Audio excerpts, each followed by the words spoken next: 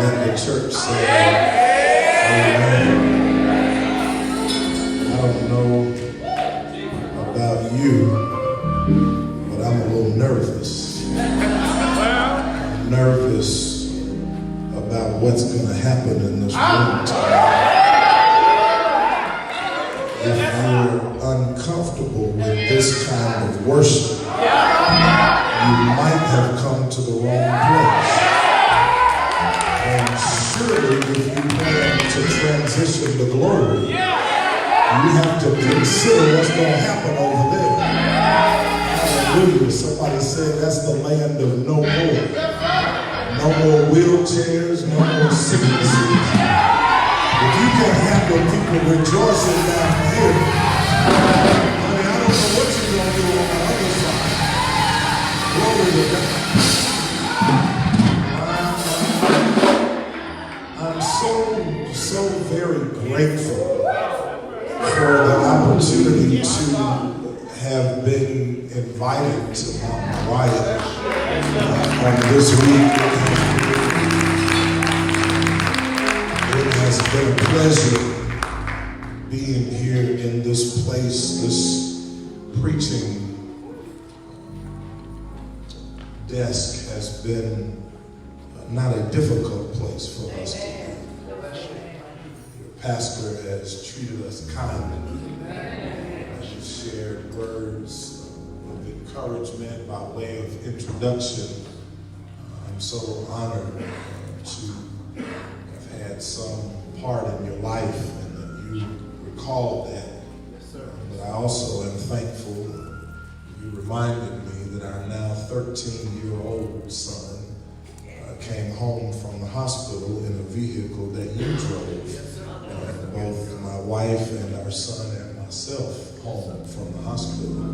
He's now 13, and the other two are away in school, one in New York, one in Atlanta, and he thinks he runs the house. I'll send it over to Grace so that he can interact with you. I'm persuaded that the body of Christ is underperforming as it relates to our worship of our God. I'll tell you, I was stuck on the airplane a few weeks ago. A friend, his mother passed away, and my family and I were on vacation. And I didn't have the heart to tell him that we were away and I wouldn't be in town for his mother's service. So my wife found a very inexpensive flight out of Orlando back to Greenville in order for me to attend that service and return back to Orlando in time to spend the evening with my family. Well, as mechanics would have it, the flight was delayed after we boarded, and we sat on the runway. We boarded and door closed, taxied out to the takeoff point, and an oil light came on. How many of you, like me, are glad that he didn't put that plane in the air?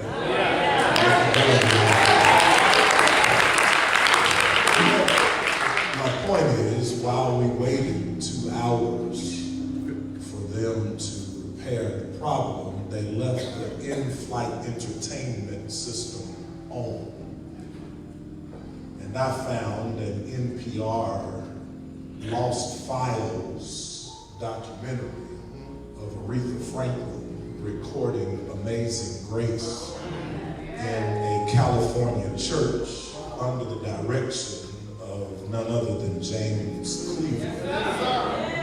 James Cleveland, Aretha Franklin, and Aretha's father, Dr. C.L. Franklin, made remarks. They were all in one place, and the singing was incredible.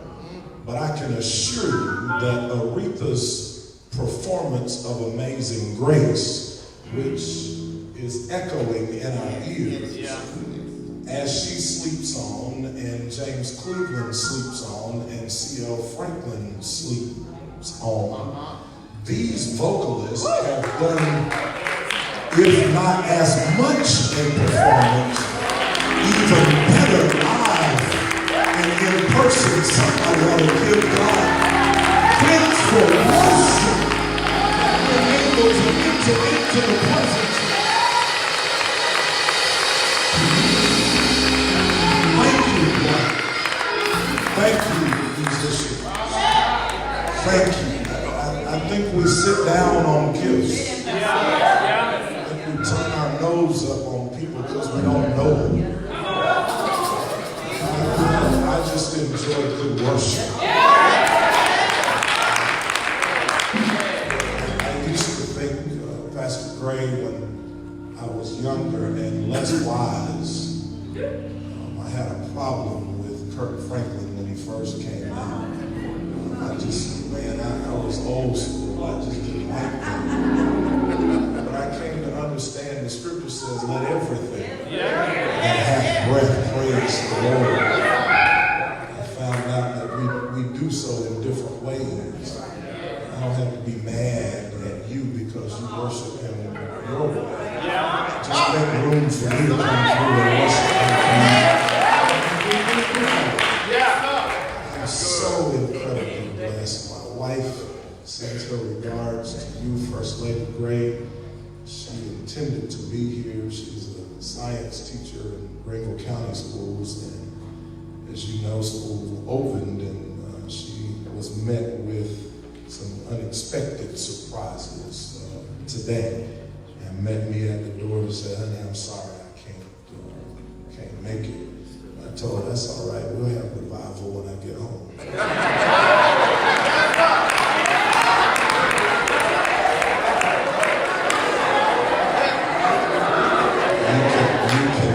Appreciate that, and that's my goal.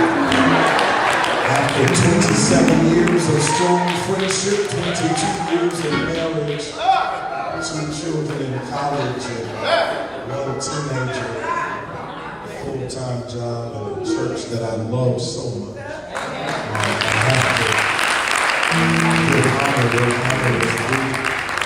Mountain View has traveled with me to Spartanburg County, now Anderson County, and here you are. Thank you so much for your kindness. Members of Mountain View that are in the audience as well. I want to get that all out of the way. Our message tonight is one that really was deposited heavily in my spirit. Isaiah chapter number 53. Isaiah chapter number 53. Verse number 5, I would encourage you to read the bridge, Isaiah 52, 13 through 15, and then 53, 1 through 12, to get the full understanding of what is a lesson in poetry, or in poetic voice, a lesson in redemption. I will read only verses 4 and 5 in the English Standard Version of the Bible from Isaiah chapter number 53. These words are written, surely he has borne our griefs and carried our sorrows. Yet we esteemed him stricken, smitten by God, and afflicted. But he was pierced for our transgressions. He was crushed for our iniquities.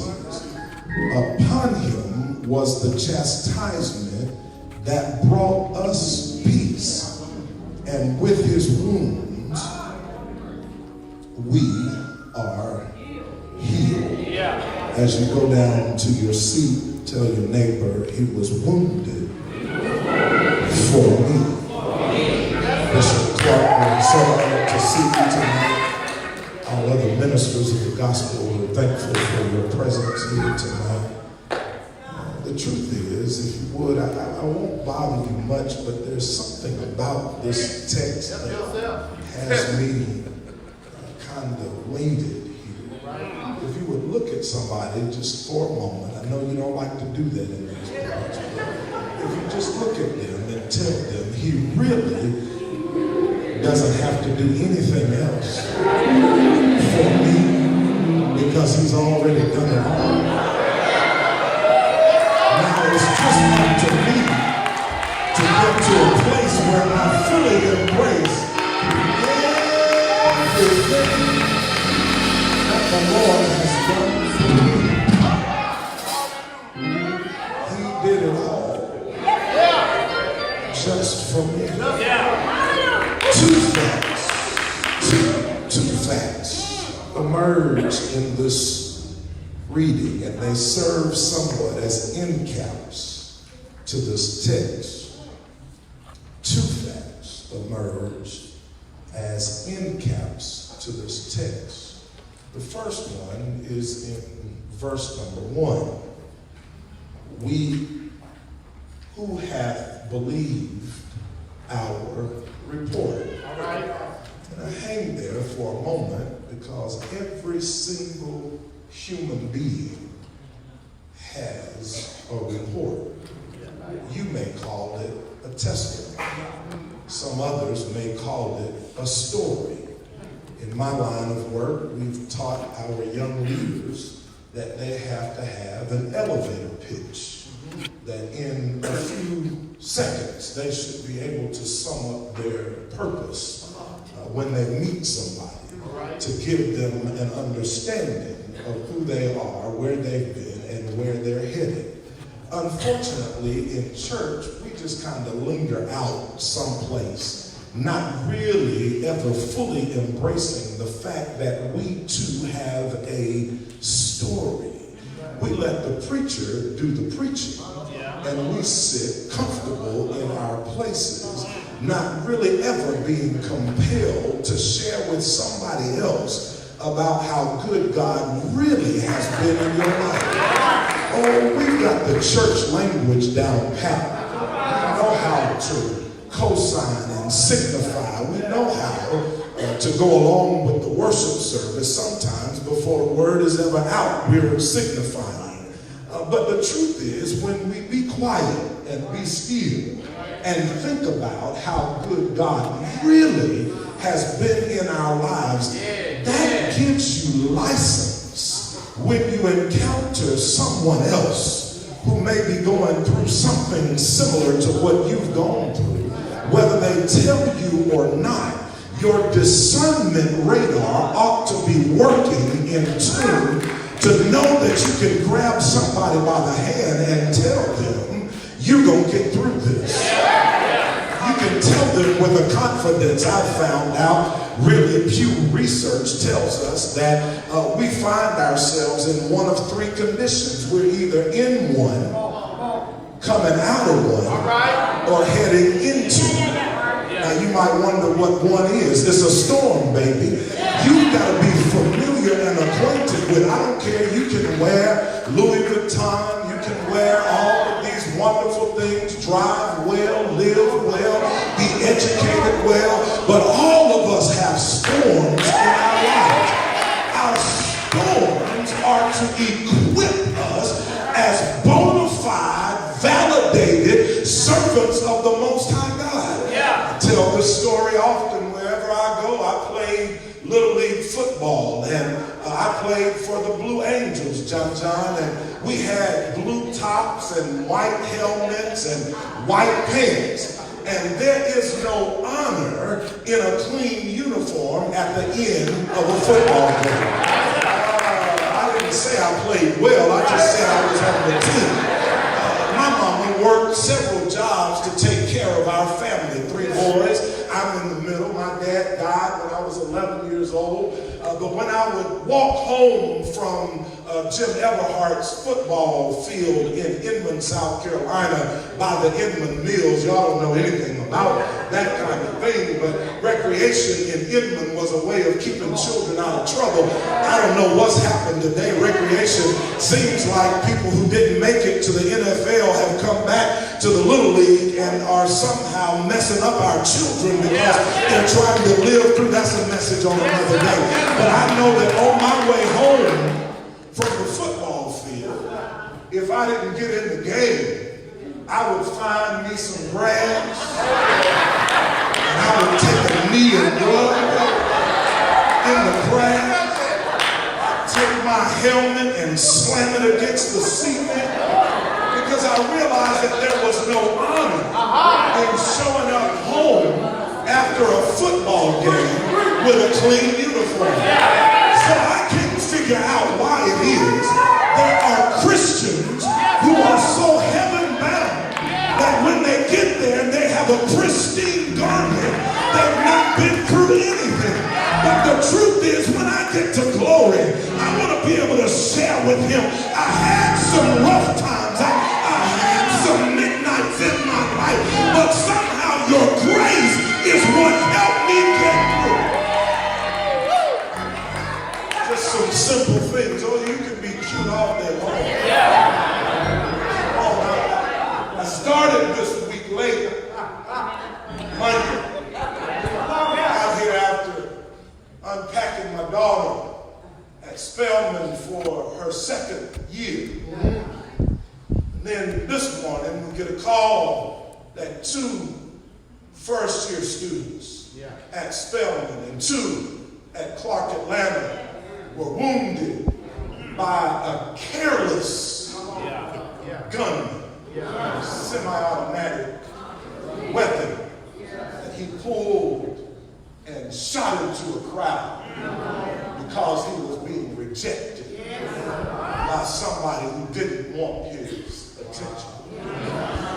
I said grace because my child could have been that child. I'm not making light of somebody else's child, but there are just some things you ought to thank God because it could have happened, but it didn't. And so his grace is sufficient for your family. And if his grace is sufficient, what I really want to talk to you about is if his grace is sufficient when it almost did, then surely you ought to have some sense or sensibility of grace when you're going through. And if it was sufficient when I was almost in trouble, then I ought to be able to pull on that when I am in trouble. We all have a story. You can hide yours if you want to. But the record says, who hath believed our report? The strength of our report is not in our ability to articulate the story. Because you can say a whole lot of stuff. But the strength of the report is in how we live the story. You can tell somebody one thing. I've seen this in church, not here, but I ain't been here long enough. So there are folk who can shout and back the preacher and teach Sunday school, but go down this aisle because there's somebody on this aisle they don't want to encounter. That's when living and talking are 2 different lanes that you're in. Don't tell me that you love God and you got your nose turned up at somebody that could use your help.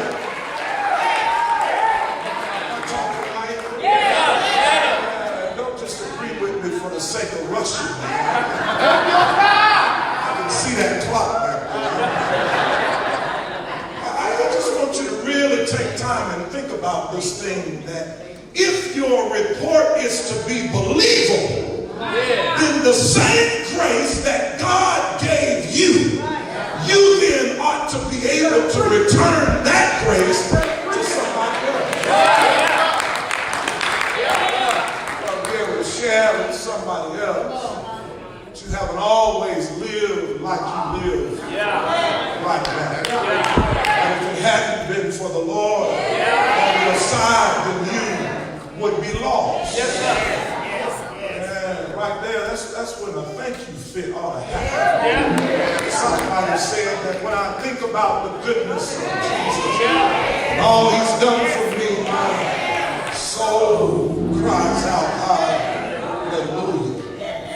The how of our testimony is really not up for debate. Well, there are people who don't like you. Yes, sir. No matter how good you try to be to them.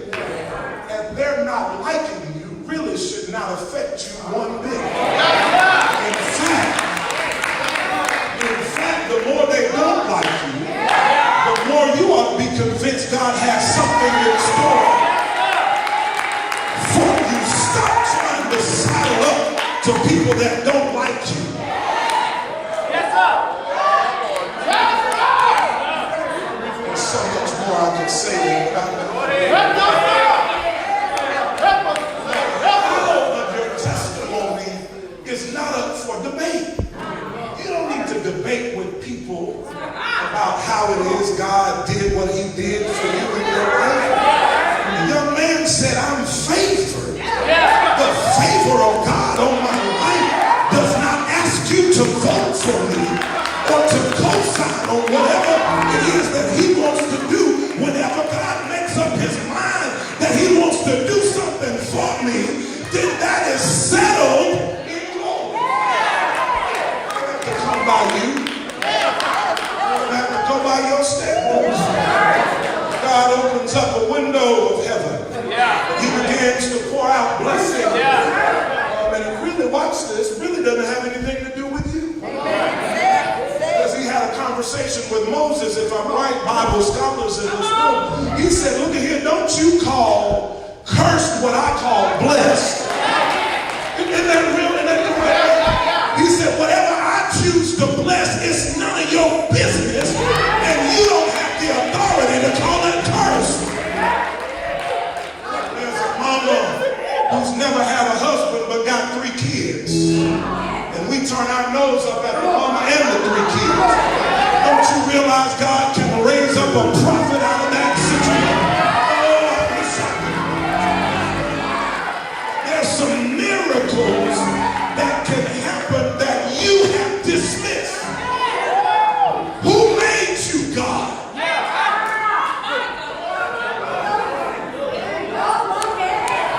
They don't look like I think they ought to look. Who asked?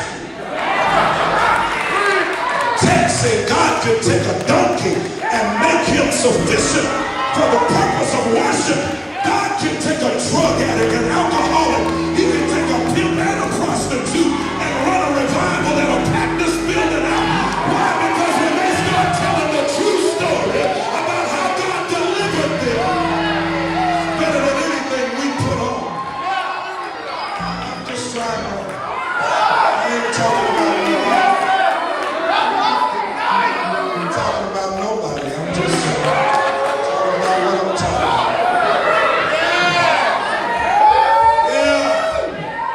Somebody in the room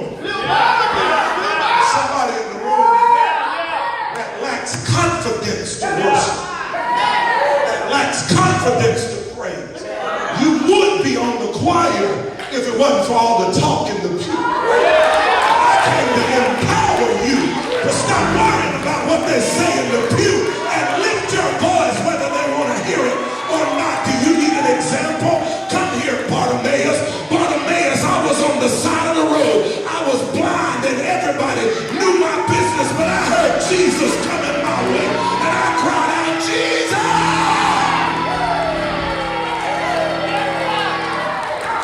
The story don't stop there. They told me to shut up. And the more they told me to shut up, the louder I got. That ought to be your testimony. They don't want you to praise him, but that's maybe when you ought to lift your hands and bless God because something's on the way. The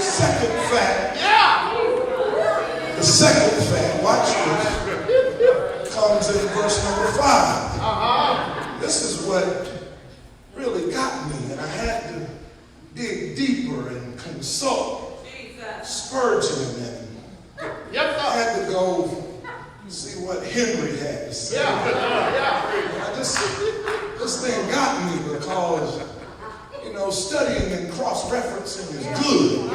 There's nothing that replaces a download when God begins to talk to you. So here's the second fact. The second fact, y'all ready? Is we are healed already.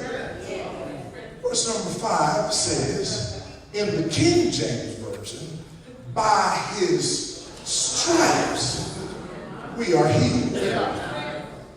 In the English Standard Version, it says, by his and with his wounds we are healed.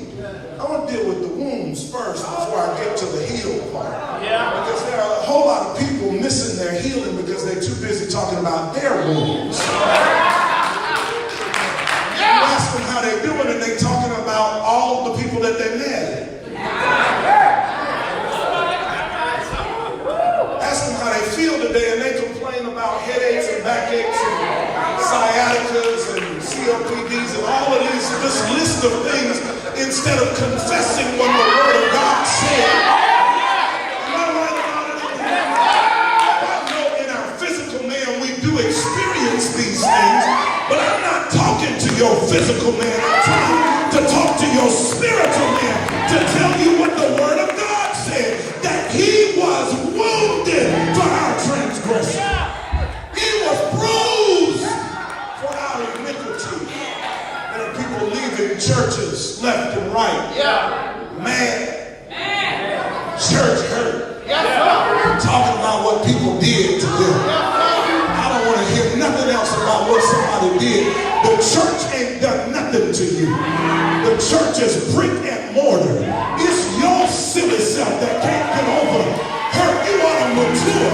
When you mature in God, you realize that what you do to me only pushes me further into the presence of God.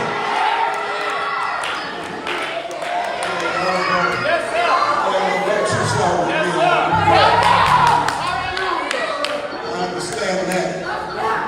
All I want to do is help you understand that we need to stop talking about our wounds, because our wounds and our confession of our wounds does not get us healed. That's right. But when we confess what the Word of God says, that by his stripes we are healed.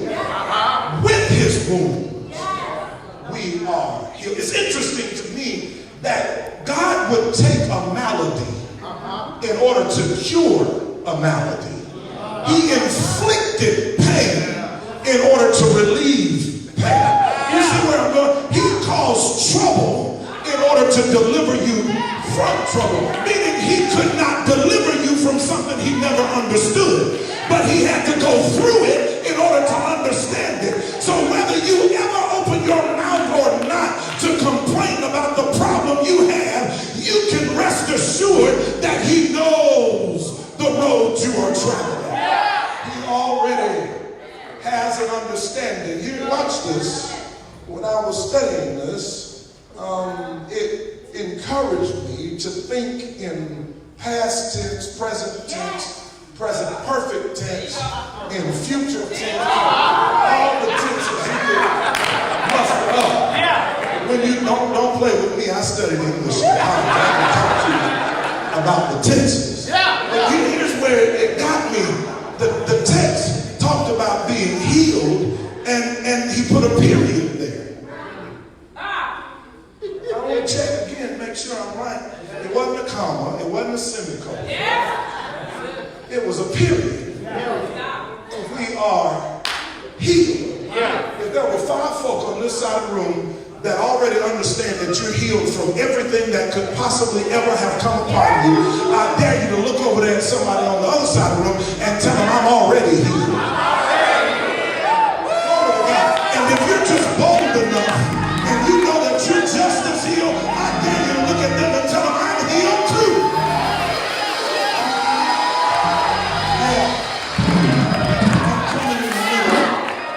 I'm coming in the middle. Here's what I want us to grasp, and that is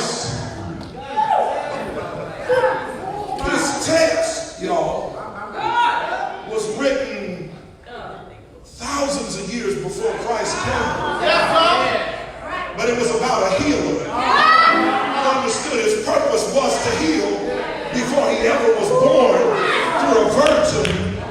are a manger place. So in context, because you are the Ancient of Days, meaning you were with him before you were ever born. I hear God talking to a prophet and said, look here, boy, as you try to tell me all the reasons why you should not do what I'm telling you to do, before you were ever formed in your mother's womb, I knew you. I wish there was somebody in the middle that would just say, I've been here before. I'm not talking about my light skin or my dark skin, my big nose or my thin nose. I'm talking about my spirit was here in the beginning with him who founded the earth, because in the beginning was the Word, and in the beginning the Word was with God, and in the beginning the Word became flesh and it dwelt on me, meaning that I had to exist before I was ever born out of my mother's womb. Get out of here. Get out of here. And I want to make sure you understand that when you see Stacey Mills, that I am not under any confusion. It is not that my natural man can ever experience sickness, but my spirit man knows that I have the authority to claim healing. Because I was healed before I ever got sick. I tell the story, I tell it like this. When we look at the creation account, when we look at Genesis chapter 2 in particular, the text says that God rested after he had made everything. Then he made man. Do you understand that he made man before man knew that he needed anything? And everything that man would ever need had already been made before man was made. So everything that I could ever need in my life was planted in the earth before I was ever made. So when I think about healing and when I press this message toward you, that you would embrace with a determination that no matter what my doctor says, and I've got a great doctor, he's wonderful, trying to help me keep my weight down and get me off of blood pressure medicine, and I thank him. Dr. James Russo is his name, and I'm thankful I got him on my cell phone, and when I don't understand something, I call him, and he calls me when he looks at my test and says something don't quite look right. Y'all need to get my chart, because my chart will empower you to talk to your insurance agent. I'm thankful for my doctor, but I've got another doctor. I wish there were 5 people in this room who really understand that my physical doctor is all right, and it's good for me to have a relationship with him, but I've got another doctor. When I don't understand how it's going to work out, I'll go to my doctor and ask him to give me knowledge.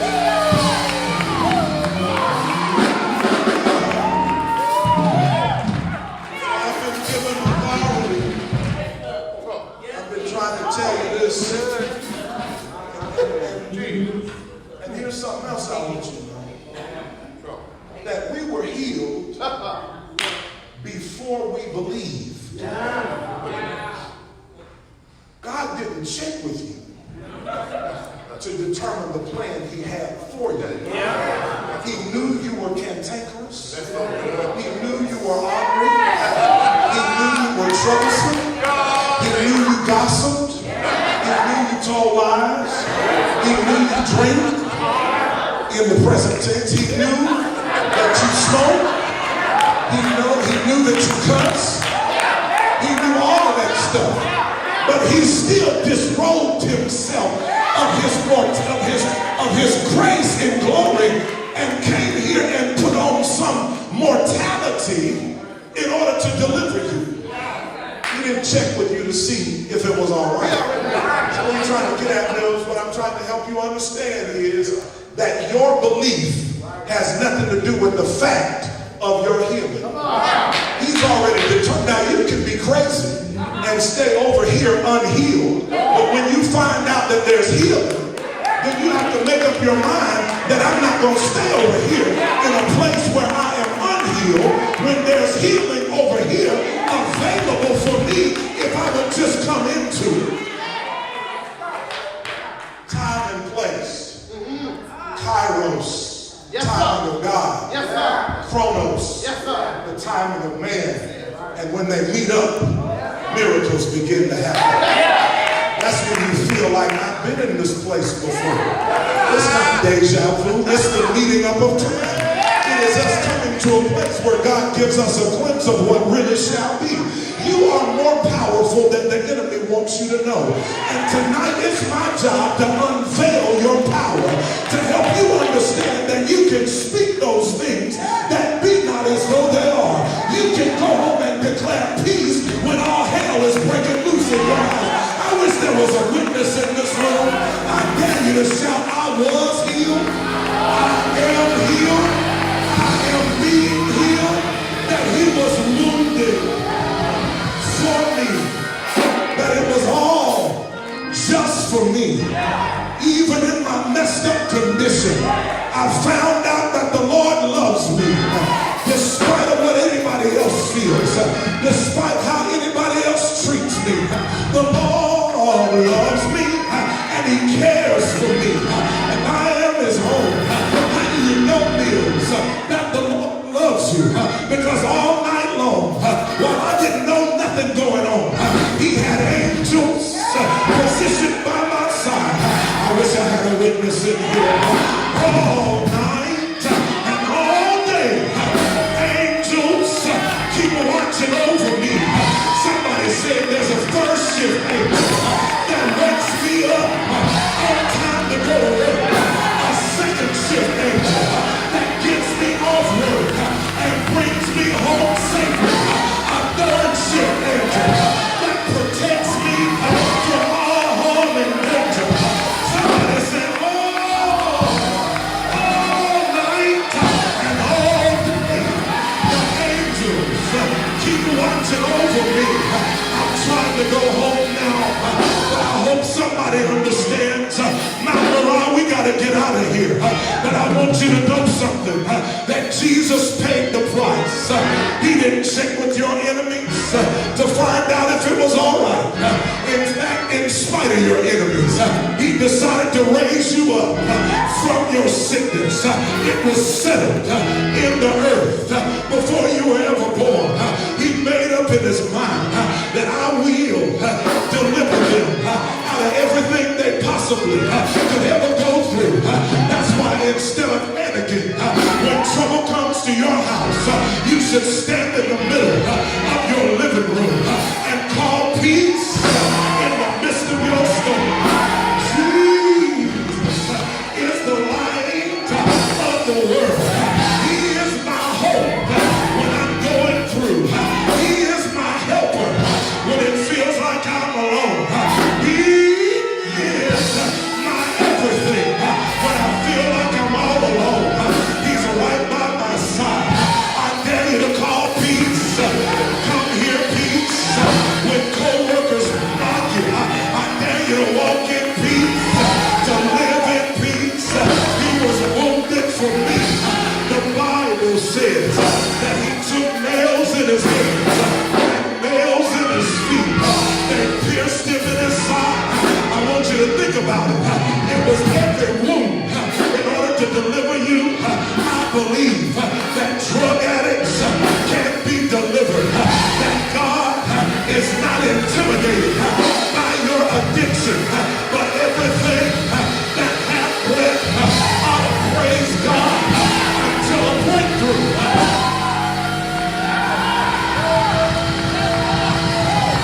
Until a breakthrough begins to happen. Come on, Mills. What you talking about? It don't look like I'm gonna make it out. But if I praise him right where I am, every time I think about him being wounded, the nails in his hands, the thorns in his head. When I think about it, he died for me. He died for you too. But I gotta get a little selfish. When I think about the fact that he died for me, I was messed up, but he died for me. Before I ever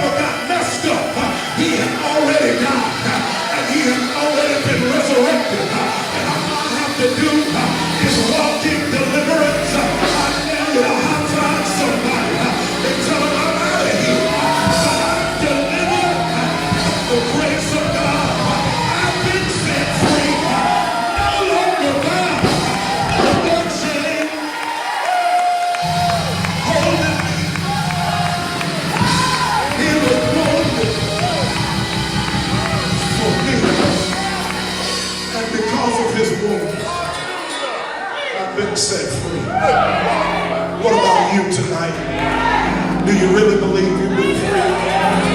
Don't let anything hold you down. There's nothing you can do to renege on this promise. He made a promise for you. And it's a fact, honey. You don't have to get approval from people. He died for you. Or to redeem you. The writer said, the moon dripped away. The sun refused to shine. Joseph of Arimathea begged for his body.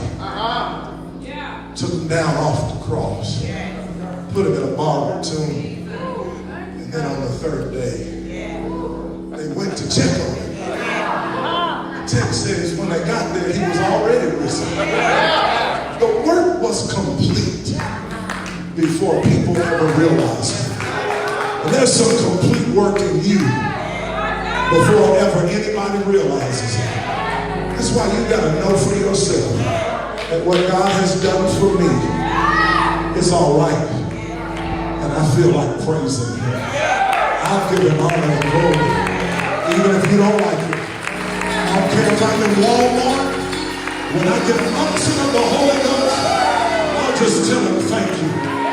Pull up to the gas station and remember when I couldn't fill up. Thank you, Father. Go in the cabinet and remember when it used to be empty. Go to my closet and see things I never saw before. I ain't worried about you. I have to give him thanks and give him praise. Isn't he worthy? Why don't you put those hands together? Yeah. He's worthy of it. Come on, minister to somebody on your own and tell them we're already set free. We're already delivered. Hallelujah. Praise his name. Though the storms keep on raging in my life, and sometimes it's hard to tell the night from day, still that hope that lies within is reassured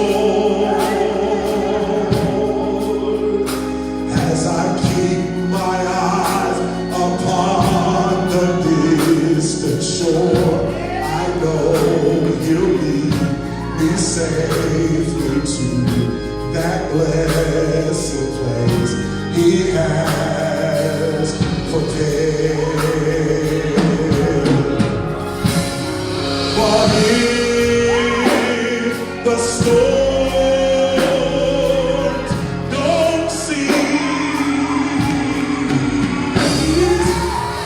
and if the winds keep on blowing in my life, my soul has failed.